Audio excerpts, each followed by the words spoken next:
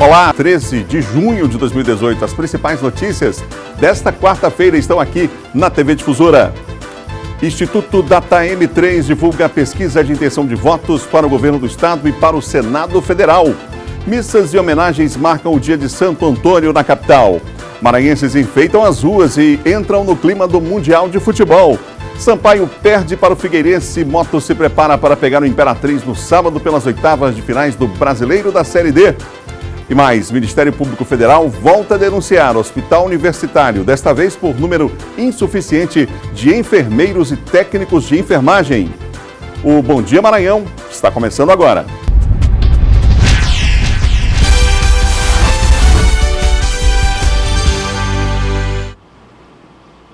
São 7h01, um ótimo dia para você que nos acompanha em todo o estado. Estamos começando aqui pela TV Difusora, mais um Bom Dia Maranhão, um ótimo dia para você que está no trabalho aí, você que está chegando no trabalho agora e acompanhando a programação aqui da TV Difusora, hein? Um ótimo dia para você, você que está saindo do trabalho, amigos vigilantes aí, trabalharam durante a noite toda, muita gente aqui dando audiência para a TV Difusora, os nossos amigos vigilantes acompanhando o Bom Dia Maranhão, um ótimo dia para você, para o senhor, para a senhora, para você que nos acompanha em todo o estado do Maranhão, de ponta a ponta, em várias regiões aqui do estado, acompanhando o sinal forte da TV Difusora. Olha, ontem foi o Dia Mundial de Luta contra o Trabalho Infantil. A Prefeitura de São Luís realizou na capital blitz educativas, palestras e abordagens a comércios. A blitz percorreu as ruas do centro histórico da capital. As equipes distribuíram material informativo e conversaram com os comerciantes da área sobre o objetivo da ação.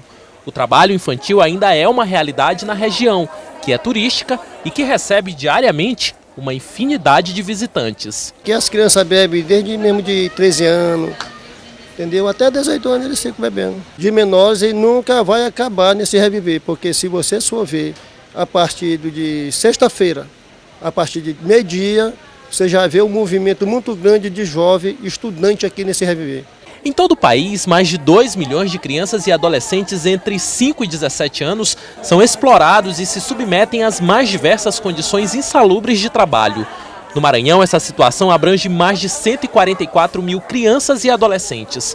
Trabalho infantil é crime e precisa ser denunciado. Mostrar para a sociedade que o trabalho infantil é uma violação de direito. Então, a partir do momento que toda a sociedade tiver essa compreensão da violação que o trabalho infantil pode trazer para a vida, para a saúde, para a moralidade dessa criança e adolescente, nós vamos chegar ao ponto de denunciar e aí sim conseguir erradicar, retirar essa criança, esse adolescente dessa situação ilegal de trabalho. A Praia Grande foi só o ponto de partida desta ação, que segue de forma mais intensificada até o fim desse mês. Até lá, outros locais serão visitados pelas equipes, como, por exemplo, os arraiais espalhados pela cidade. Vamos ter a blitz nos arraiais, em todos os arraiais de São Luís, entregando, sensibilizando. Nós temos uma preocupação muito forte com a exploração do trabalho infantil. Uma preocupação muito forte que nossas crianças, nesse trabalho, percam as oportunidades de estudar e de brincar. Bom, vale lembrar que o trabalho infantil é proibido para pessoas menores de 18 anos, porque pode, inclusive, causar prejuízos graves ao desenvolvimento pleno de crianças e além de risco de acidentes, não é? No Brasil, mais de 2 milhões de crianças e adolescentes de 5 a 17 anos são trabalhadoras. Então, é preciso ficar atento. Agora nós estamos chegando aí a um período do junino, não é? E aí é preciso lembrar que criança dá trabalho, criança não trabalha, né? Como se diz. Então, muito cuidado, é preciso que a gente mude essa cultura também aqui no nosso estado. O Ministério Público Federal do Maranhão propôs ação civil pública contra a Universidade Federal do Maranhão e a Empresa Brasileira de Serviços Hospitalares por conta do déficit de enfermeiros e técnicos no quadro de profissionais do Hospital Universitário. Saiba mais na reportagem de Ciro Mineiro. A ação proposta pelo Ministério Público Federal é motivada pela quantidade insuficiente de enfermeiros e técnicos de enfermagem no Hospital Presidente Dutra. Diante do que foi constatado, o número de profissionais contratados está em desacordo com o que estabelece a portaria do Ministério da Saúde. Constatou-se a insuficiência do número de técnicos de enfermagem e enfermeiros na unidade Presidente Dutra do Hospital Universitário.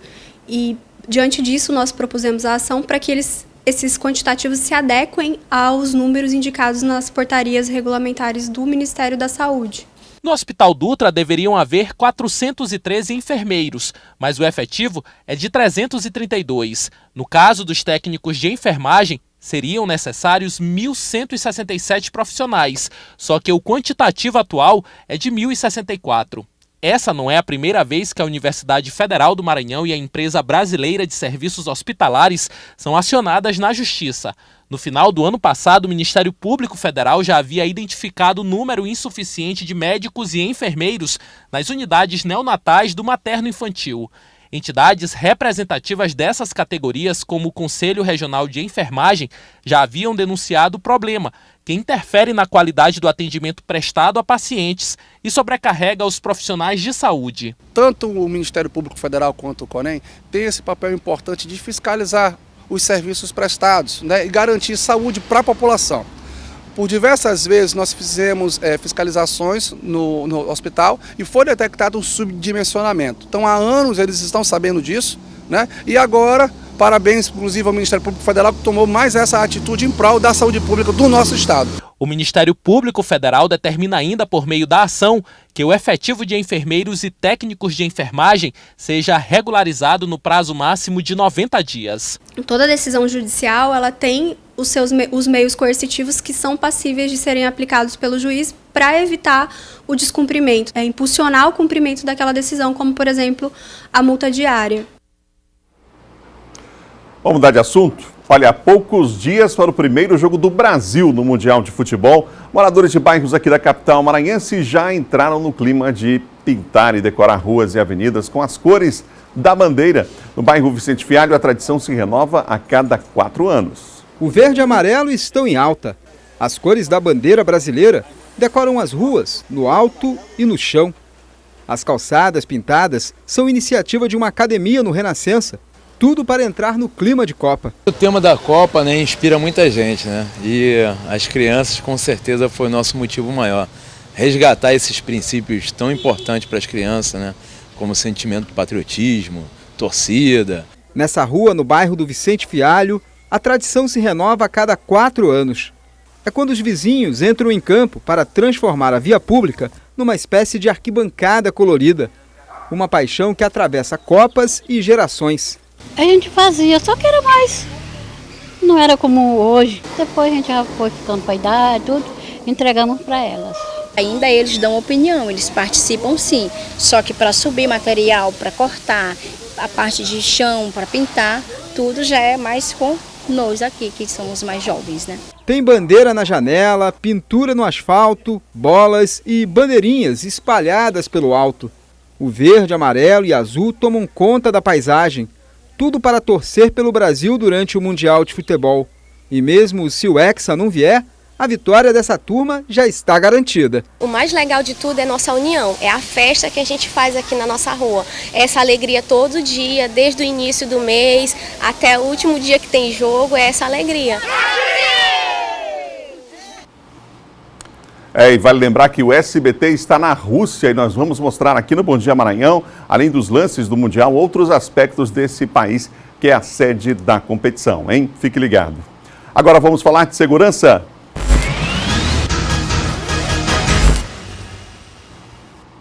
É hora da participação de Silvan Alves. Silvan, bom dia para você, boa quarta-feira. Bom dia, Adalberto, bom dia a todos. Silvan, vamos falar de um caso de ontem que chamou a atenção, que foi de um sequestro, não é? Aqui na capital maranhense.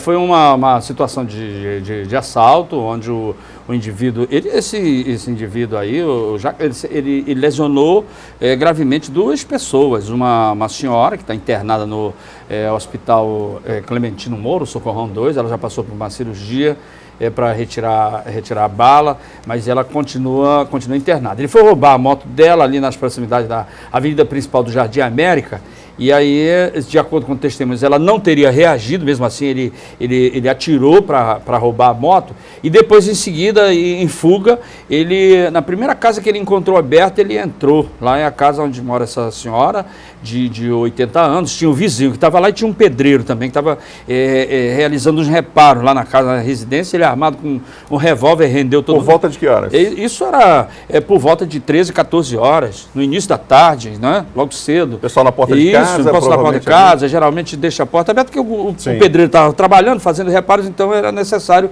ele entrar e sair toda hora, para levar material e essa coisa toda. Ele aproveitou, entrou, rendeu a senhora. Foram 2 horas de pânico, negociação, ele ameaçando matar essas pessoas. Acabou decepando a orelha de uma das vítimas lá dentro da casa. Está internada também no hospital. Está internada também. Além da senhora que ele já havia ferido gravemente, já havia baleado. A questão, o que chama atenção nesses casos aí, teve um outro caso também de uma quadrilha que foi presa ontem, é a certeza da impunidade. Você imagina que ele chegou na delegacia rindo, achando graça de tudo, como se nada tivesse acontecido. Nenhum sinal de arrependimento, assim como se estiver debochando da sociedade, debochando de tudo, porque, por incrível que pareça, o indivíduo desse, ele entra hoje na cadeia, não passa 2, 3 dias, ele está solto, sai pela porta da frente, não é? Com permissão concedida aí pela Justiça. E ele já tem uma ficha criminal, né? Embora ele já tenha uma ficha criminal, ele acabou sendo autuado em flagrante pelo crime grave que cometeu e os 2 casos de lesão corporal também que ele cometeu. Vale ressaltar, Adalberto, a habilidade dos negociadores, embora tivesse muitos policiais, não foi disparado um único tiro, né? Na rendição dessas vítimas, na prisão do assaltante, né? Tudo foi feito de forma negociada, tanto é que ele acabou se rendendo, se entregando aos policiais. Ô Silvão, ontem foi pega uma quadrilha que assaltava residências, em especial eles faziam isso geralmente para levar veículos, Veículos, exatamente. Isso é um tipo de crime comum, recorrente, as pessoas serem assaltadas, para que esses veículos eles sejam utilizados em outros crimes, posteriormente em outros crimes. Essa quadrilha já vinha agindo há um determinado tempo. Eles roubam um carro e saem assaltando, depois abandonam o veículo. Foram reconhecidos ontem lá no plantão central, lá do Coatrac, por várias vítimas que tinham sido roubadas por ele nos últimos dias. E ontem eles acabaram roubando um veículo Renault ali nas proximidades do Coaserma e já estavam lá nas proximidades da Rua do Fio. Uma arma grande que chama atenção, que é uma escopeta calibre 12 que eles estavam utilizando, e roubaram esse veículo aí da família e saíram quando foram abordados ali nas proximidades da Rua do Fio, já no Cruzeiro do Anil. Foram presos, vários objetos recuperados, notebook, tablet, que eles já haviam praticado inúmeros assaltos, e eles foram levados para a delegacia. O piloto de fuga, para você ter uma ideia, é um adolescente, tem 14 anos, né, com uma ficha criminal enorme, o outro tem 17, e os 2 maiores também já com passagens, não é, com antecedentes criminais pelo mesmo tipo de crime. Se você faz o reconhecimento, principalmente esses 2 maiores aí, pode procurar hoje a delegacia, eles estão presos, autuados em flagrante, mas se aparecerem outras vítimas, é claro que a polícia vai ter mais respaldo para pedir, né, outros mandados de prisão contra esse pessoal aí. Obrigado, Silvão, um ótimo dia para você. Ok, bom dia, Adalberto, bom dia a todos. Participação de Silvão Alves aqui no Bom Dia, são 7 horas e mais 13 minutos. No próximo bloco, vamos falar de esporte. O Sampaio perde para o Figueirense e o Moto se prepara para pegar o Imperatriz no sábado pela Série D, hein? Você vai ver também as notícias de Imperatriz da região Tocantina com Luiz Carlos Lima. Nós voltamos já depois do intervalo.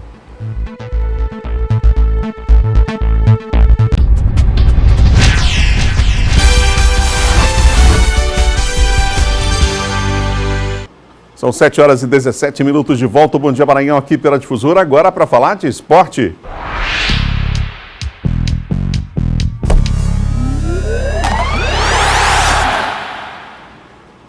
Laércio Júnior já está aqui comigo. Bom dia, Laércio. Bom dia, Adalberto. Vamos começar falando do Sampaio Corrêa, que ontem perdeu para o Figueirense. Rapaz, o Figueirense teve até jogador expulso. Depois o Sampaio teve também infantilmente, o Rodrigo Fumaça foi expulso também. Mas, enfim, durante boa parte do jogo, o Sampaio mais 75% de posse de bola, mas não veio aquilo que poderia ser pelo menos um empate, era o mais justo. O Sampaio mandou na partida, mandou. Essa que é a grande palavra. E um vacilo no começo do jogo fez com que a equipe tricolor acabasse desperdiçando a oportunidade de chegar ao resultado positivo. Veja como foi a derrota tricolor em Santa Catarina. Em Florianópolis, o Figueirense assumiu a vice-liderança do Campeonato Brasileiro da Série B. O gol foi marcado logo no começo do jogo. A defesa do Sampaio não consegue cortar. A bola sobe para Nogueira. Ele marca o gol do Figueirense, 1-0. Depois disso, o Sampaio Corrêa tem domínio da partida. Joga todo o segundo tempo com um jogador a mais, mas não consegue marcar o gol de empate e acaba perdendo mais uma na Série B do Campeonato Brasileiro. Final, Figueirense 1, Sampaio Corrêa 0.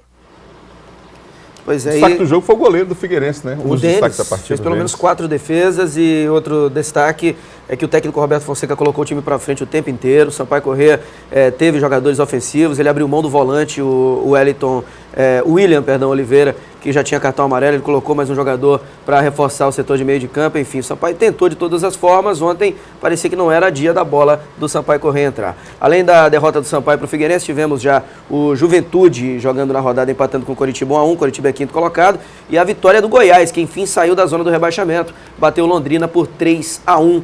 E o próximo adversário do Sampaio será o Atlético Goianiense aqui em São Luís. Jogo difícil, o Atlético Goianiense é um time de tradição, um time forte. E o Sampaio preocupa a lesão do jogador, do atacante, né? Que saiu sentindo ontem bastante. Preocupa muito o Bruninho. Foi no lance da expulsão, né? Foi no lance da expulsão do Zé Antônio, volante da equipe do Figueirense. O Bruninho levou uma entrada criminosa. No segundo tempo, o tornozelo dele ficou inchado e realmente preocupa. Mas acredito que foi só pancada e ele deve estar pronto para ser titular de novo do Sampaio Corrêa na partida contra o Atlético Goianiense. Vamos falar do Motoclube? Papão do Norte, rubro-negro maranhense, Adalberto Melo, que joga no sábado contra o Imperatriz pelas oitavas de final da Série D. O Moto está pronto, o técnico Luiz Miguel terá inclusive os atletas que estavam machucados à disposição para o primeiro duelo lá na região tocantina. O Moto terá pela frente um rival conhecido. O Imperatriz é o time a ser batido na luta pelo acesso à Série C. Agora faltam 4 jogos para cumprir a missão. E após esse duelo caseiro, para um dos 2 times maranhenses, restará apenas 2 partidas para chegar ao tão sonhado acesso. Esse jogo agora é um jogo diferente, né? É o primeiro jogo do mata-mata. Né? Vamos com cautela, com humildade, com foco, né? Sabendo da grande equipe que é o Imperatriz, sabendo que temos o ex-treinador, passou por aqui, conhece todos, né? Então será um jogo de muito estudo, né? Um jogo de cautela, e eu creio que sair vitorioso é aquele que errar menos. Sabendo que é 2 jogos muito difíceis, mas que essas vitórias também ajudam os jogadores a ganhar confiança, a ganhar autoconfiança neles próprios e dali poder desenvolver o melhor futebol e poder até o entrosamento cada vez crescer mais. Então a gente acredita com essas 2 vitórias os jogadores estão com mais confiança, acreditam no grupo, acreditam em si, e a gente pode fazer 2 bons jogos com o Imperatriz e sair classificado. O atacante Ricardo Maranhão tem sido decisivo. Fez o gol do título na final do estadual e gols importantes na Série D. O último deles na vitória de domingo por 3-1 sobre o Fluminense de Feira de Santana. Resultado que confirmou a classificação do Papão. Meu melhor momento no futebol maranhense, posso dizer até pela quantidade de jogos, né, pela sequência de jogos. Acredito que isso tem me ajudado bastante, né, pela confiança que me foi passada, né, desde o Maranhense. E dando continuidade agora na Série D. E graças a Deus tenho feito os gols importantes e ajudado a minha equipe. Olha, não sei não, assim, pelo que a gente viu dos times, a apresentação dos times do Campeonato Brasileiro, pela rivalidade que há ainda do Campeonato Estadual também, vai ser um jogão. São 2 grandes jogos, Moto e Imperatriz, hein? E tem outro ingrediente, né? Que a cereja do bolo aí de tudo que você falou. O técnico que estava no Moto foi campeão. Isso. Agora está lá do outro lado do Imperatriz. Aliás, toda a comissão técnica. É verdade. Toda a comissão técnica, com exceção do Tião Scarpino, o restante foi. O Marcinho, o preparador físico, enfim. Eles estão lá agora do outro lado no time do Imperatriz. E a expectativa é de casa cheia. Vai derramar de gente no Fone da Abadia. E, Adalberto, eu digo que é o jogo mais importante da história do Imperatriz. O Imperatriz nunca chegou tão longe numa competição nacional como é o Campeonato Brasileiro da Série D. Está nas oitavas de final e a 4 jogos do acesso. Moto e Imperatriz estão a 4 jogos do acesso. E lamentável que estão na mesma chave. Porque, por exemplo, se o Imperatriz estivesse no grupo do Cordino, enfrentaria agora o Altos do Piauí, teria na outra fase um adversário que não seria o Motoclube de São Luís, né? Infelizmente. É isso aí, vamos falar de Série B ainda. Vamos mostrar os gols, né? Os gols já no ponto para você dos outros jogos. Mostramos a derrota do Sampaio para o Figueirense. Agora vamos acompanhar a recuperação do Goiás na disputa da Série B. Veja. Em Florianópolis, o Figueirense assumiu a vice-liderança do Campeonato Brasileiro da Série B. O gol foi marcado logo no começo do jogo. A defesa do Sampaio não consegue cortar. Perdão, a gente repetiu o gol do Figueirense, que fez 1-0 no Sampaio Corrêa. Vamos agora sim mostrar os gols da Série B dos outros jogos, né, que movimentaram com o Goiás vencendo e o empate entre Juventude e Curitiba. Veja. A bola sobe para Nogueira. Ele marca o gol do Figueirense, 1-0. Final, Figueirense 1, Sampaio Corrêa 0. Guilherme Parede abre o placar para o Coritiba. No finzinho, Fred empata para o Juventude. Final 1-1. No Paraná, Carlos Eduardo abre o placar para o Goiás. Felipe Marques empata para o Londrina. Com Lucão e mais um de Carlos Eduardo, o Goiás fecha o placar. Goiás fora da zona do rebaixamento pela primeira vez na Série B3, Londrina 1. Competição muito difícil para você ver, o Goiás só agora conseguiu sair da zona do rebaixamento. É verdade. Vamos lá, agora são 7h24, você ligado aqui no Bom Dia Maranhão. É hora de falar de Copa do Nordeste. Copa do Nordeste.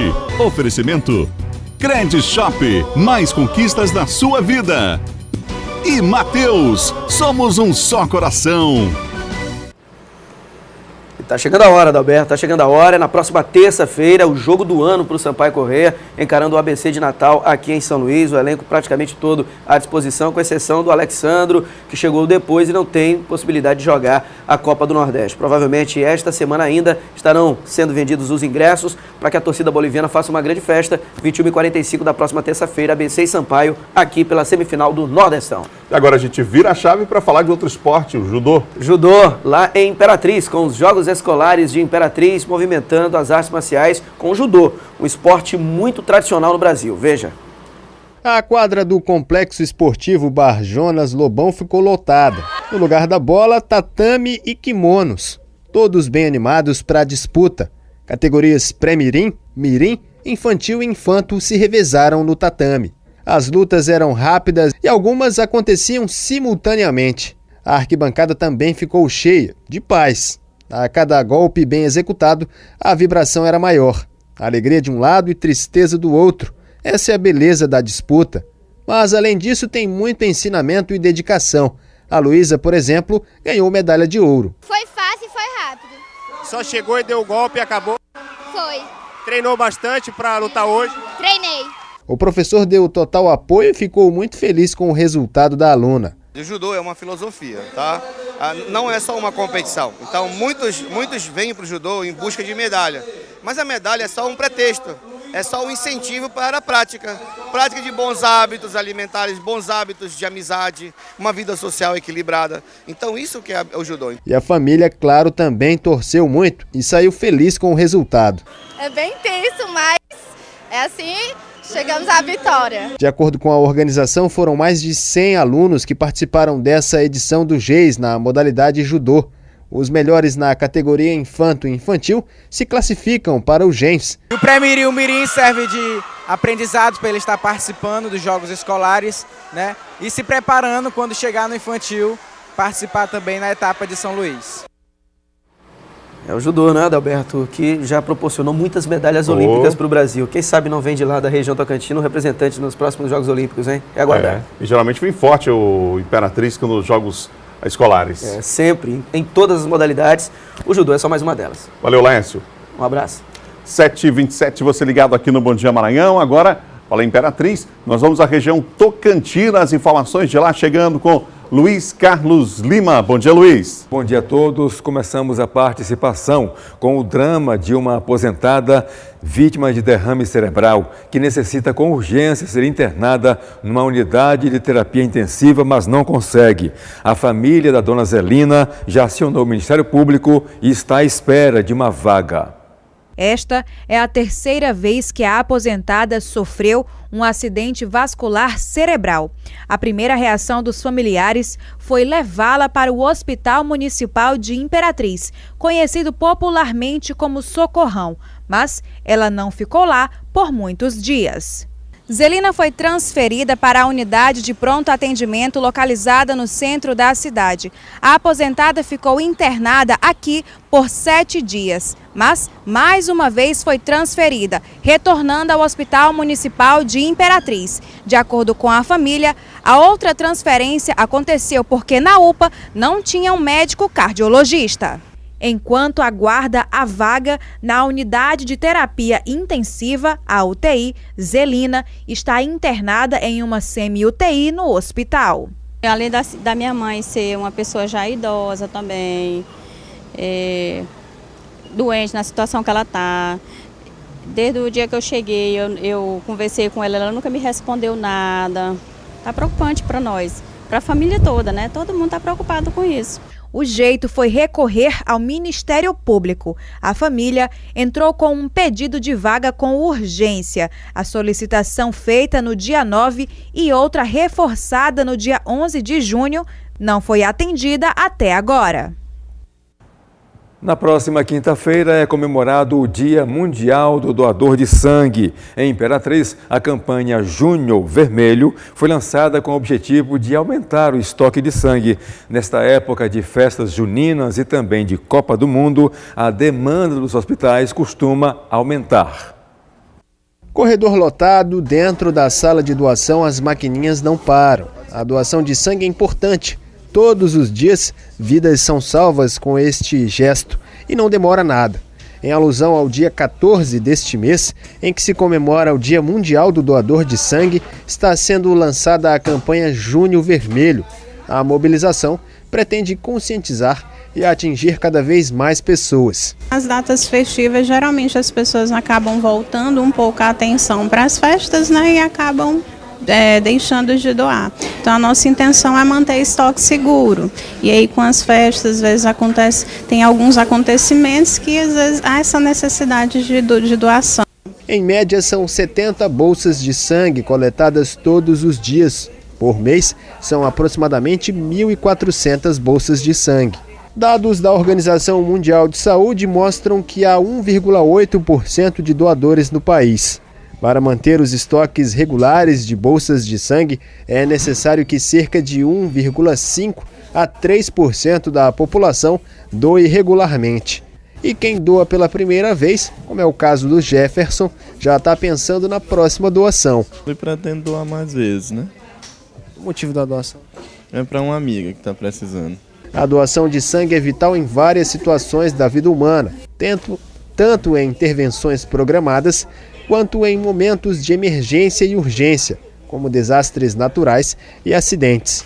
E quem doa sangue regularmente sabe dos benefícios que este gesto traz. Além de contribuir com a sociedade, você está salvando vidas também, porque nessa época agora, né, tem muita falta de doador, mas eu sou doador sempre. E a gente fica por aqui, voltamos com você e até amanhã. Ok, Luiz. No próximo bloco, o Instituto Data M3 divulga pesquisa de intenção de votos para o governo do estado e para o Senado Federal. E mais, a mostra competitiva do 41º Guarnicê de Cinema. Nós voltamos já 7h31 agora.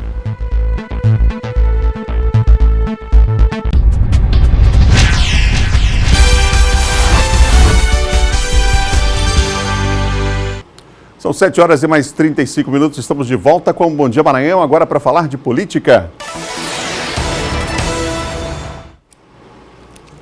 O Instituto Data M3 acaba de divulgar uma pesquisa de intenção de votos para o Senado Federal e para o governo do estado. E a pesquisa, a gente começa mostrando para você, a pesquisa, os pesquisadores perguntaram aos entrevistados sobre uma avaliação do atual governo. Confira.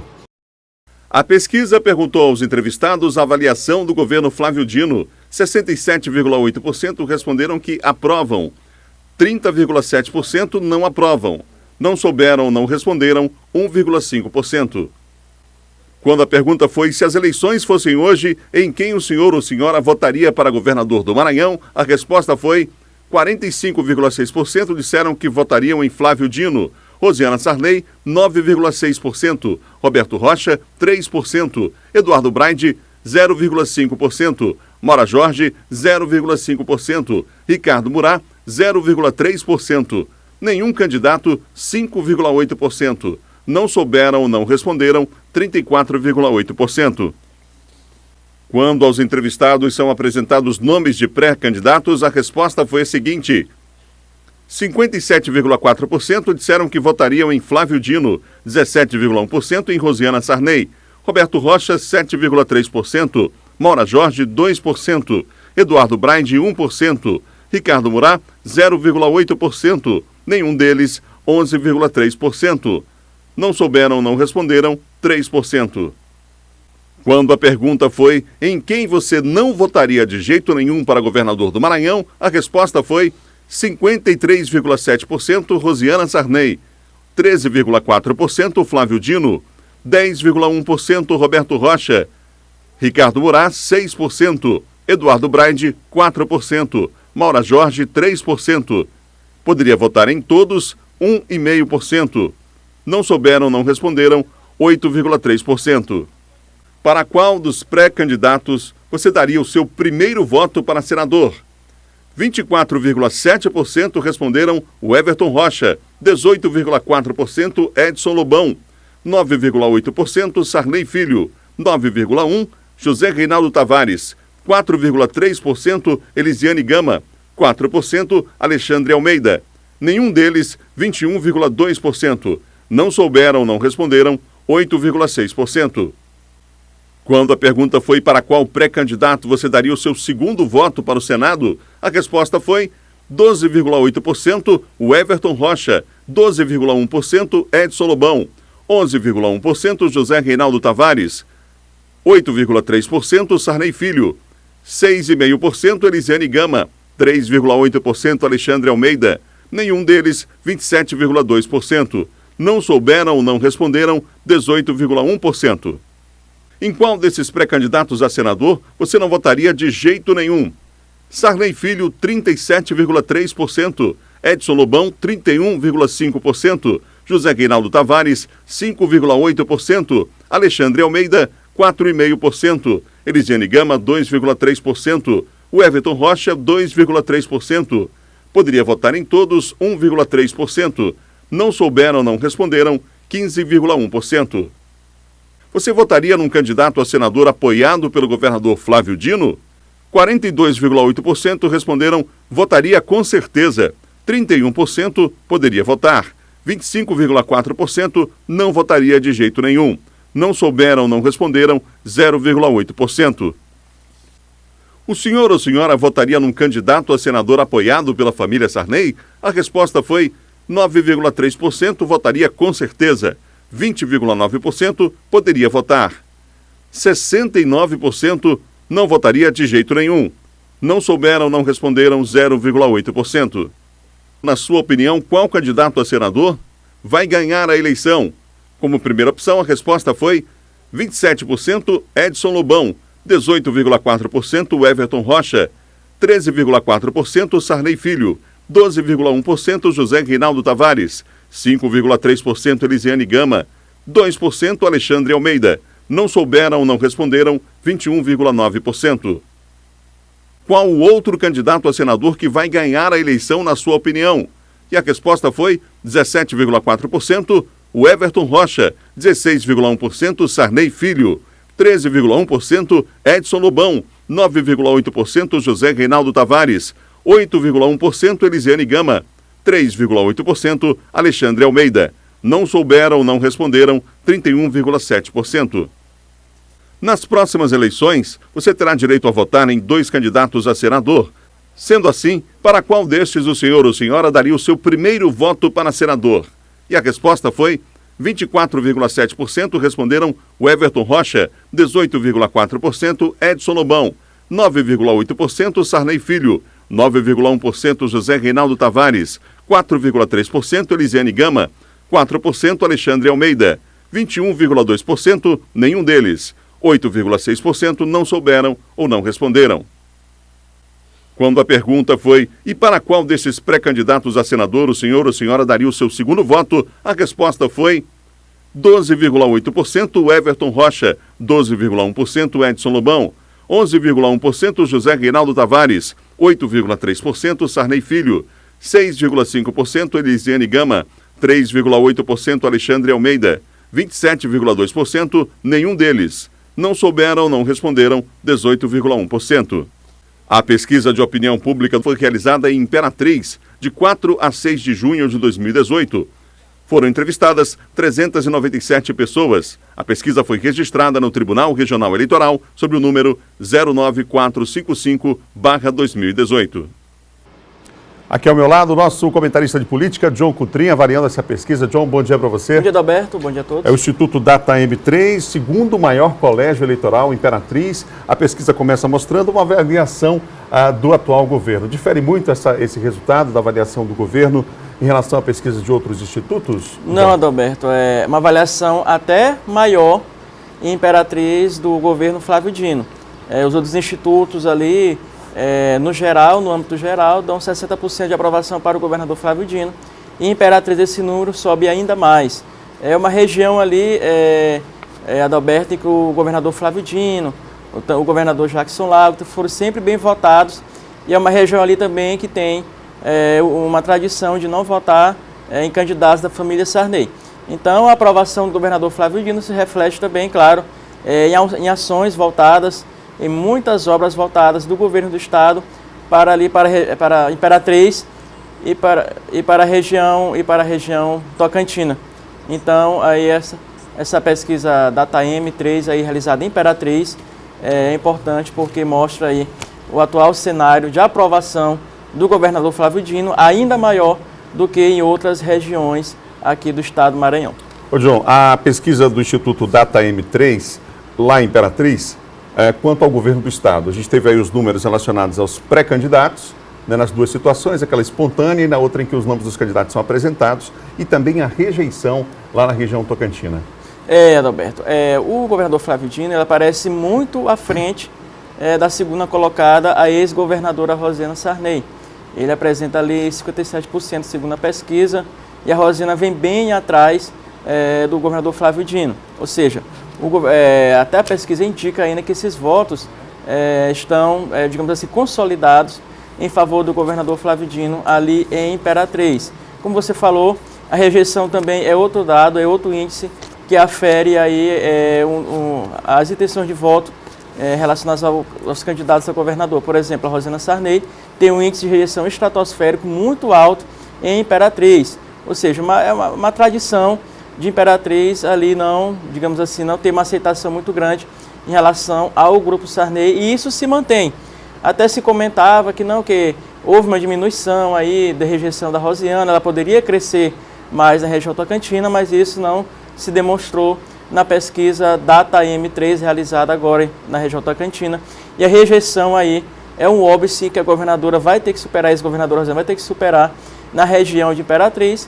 E, por outro lado, tanto os índices de intenção de voto quanto a aprovação do governador Flávio Dino parecem estabelecidos, definidos ali na região Tocantina. Os demais candidatos, Roberto, pontuam bem atrás ainda, com índices ínfimos em relação a essa pesquisa. 3%, 1%, então ainda muito longe ainda do governador Flávio Dino. Ele, então, portanto, segundo essa pesquisa DataM3, é o franco favorito para ganhar as eleições, se fosse ali na cidade de Imperatriz. Agora, suas considerações sobre a pesquisa do Senado. Aliás, uma pesquisa refinada, né, entre vários níveis ali de detalhamentos, a rejeição de alguns candidatos ou de grupos políticos também. Como é que você viu essa pesquisa, esses dados aí, esse resultado da pesquisa feita lá em Imperatriz, João, para o Senado Federal? Primeiro ponto, Roberto, é engraçado que a rejeição a Rosena Sarney se reflete também nos candidatos do grupo Sarney. Os seus dois candidatos têm a maior rejeição, seus dois candidatos a senador do grupo Sarney. Por outro lado, quem lidera a pesquisa é o deputado federal, o Everton Rocha. Ele aparece em primeiro, tanto na primeira opção de voto, quanto na segunda opção de voto, ou seja, o que demonstra que o eleitorado de Imperatriz, aí, uma grande maioria, capitaliza seus votos, aí indica que o Everton é o seu candidato favorito. O segundo colocado é o senador Edson Lobão, ou seja, lembremos a pesquisa de Caxias. Em Caxias, o senador Edson Lobão é o primeiro colocado e o Everton é o segundo colocado. Em Imperatriz, Caxias é um colégio eleitoral importante, e Imperatriz agora o segundo colégio, dessa vez o Everton aparece em primeiro, ele lidera, e logo após vem o senador Edson Lobão. Eles dois ali na dianteira, e os demais postulantes vêm bem abaixo. Então, o Everton Rocha, muito bem ali em Imperatriz, ele que é da cidade de Imperatriz, importante destacar isso, Roberto, o Everton que sempre está presente ali na cidade de Imperatriz, faz um trabalho ali, seu mandato de deputado muito voltado para a cidade de Imperatriz. Então, essa pesquisa reflete isso. Tanto a liderança do Everton em Imperatriz, quanto a rejeição altíssima dos candidatos ali da família Sarney, do grupo Sarney, naquela cidade. Obrigado, João. Bom dia para você. Bom dia, Adalberto. Até amanhã. São 7 horas e mais 47 minutos. Agora a previsão do tempo na capital e no interior do estado.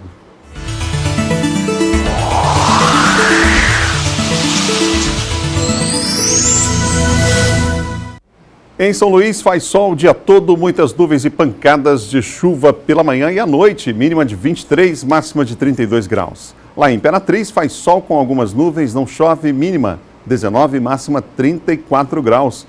Em Urbano Santos faz sol o dia todo, muitas nuvens e pancadas de chuva pela manhã e à noite, mínima de 23, máxima de 35 graus. Olha, o protagonismo feminino no audiovisual é o tema do 41º Guarnicê de Cinema. Ontem a repórter Laine Correia, ela foi conferir, acompanhou a categoria competitiva, onde participam longas e curtas com produção maranhense de outros estados. Tá tudo aqui, seu Valdo. É a porcaria do gás. Eu falei com o pessoal da manutenção, eles falaram que o gás volta em mais ou menos uma hora. O senhor não viu, tá bom, não está me levando nada. Na tela, drama e comédia. A história de um idoso que sofre por viver sozinho e se vê no suicídio.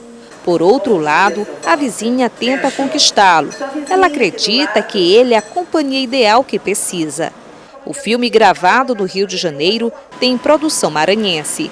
Walter, do 402, traz um olhar da solidão na terceira idade.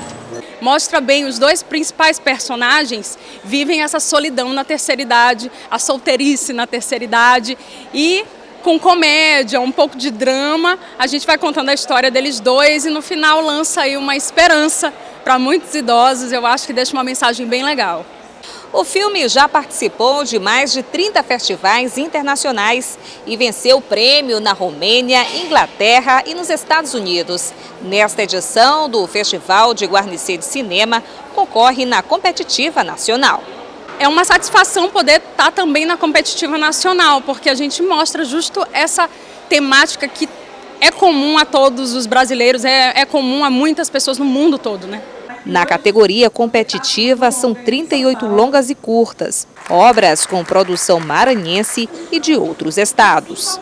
Isso é poderoso, assim, né? Essa rede de contatos que a gente pode estabelecer aqui. Tanto eu, que venho de fora, posso conhecer gente do país inteiro aqui nesse festival, como as próprias produtores e realizadores daqui podem também entrar em contato comigo ou com outras pessoas. Então, assim, é um momento de celebração e acho incrível, acho que tem que continuar mesmo. O 41º Guarnicê Festival de Cinema deste ano homenageia as mulheres, com o protagonismo feminino no audiovisual. O festival quer com isso levantar essa bandeira e também fazer com que a gente quer ver a mulher em funções de destaque no cinema, à frente. Queremos ver a narrativa da mulher nas telas, a fala da mulher, né, com um olhar feminino.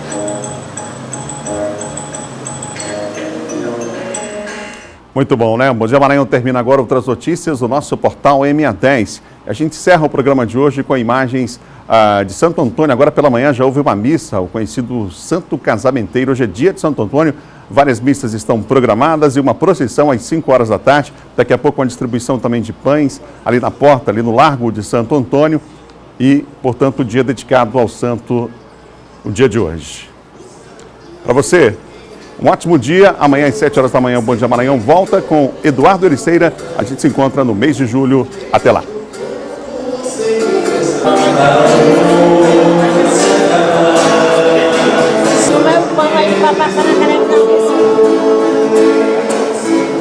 Que Maria